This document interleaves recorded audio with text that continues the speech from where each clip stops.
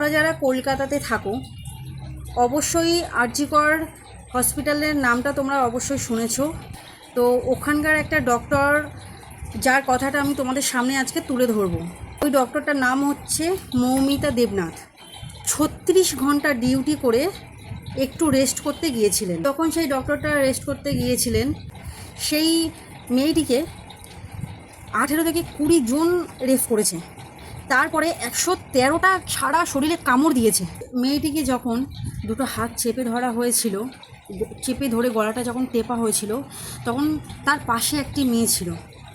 তো সেই মেয়েটাকে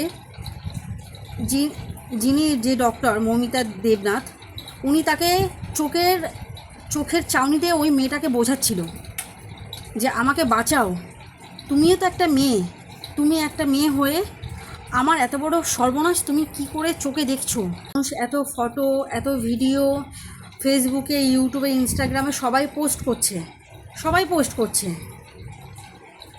গত 1 সপ্তাহ ধরে এটা চলছে। এটা আমার মনে হয় যে আজকের 1 সপ্তাহ চলেছে, কালকের আরও 1 সপ্তাহ চলবে, তারপরে আরও 10 দিন চলবে। চলার পরে কিন্তু এটা একদিন ঠিক বন্ধ হয়ে যাবে। আর মায়ের কোলটা তো খালি হয়ে গেল,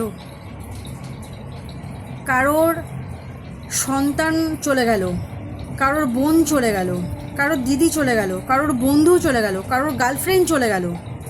চলে তো গেল। আগে যেগুলো থেমে গেছে এটাও দেখবে ঠিক 10 দিন 15 দিন উঠবে, উঠে আবার থেমে যাবে। কিন্তু এর শাস্তি হওয়া দরকার।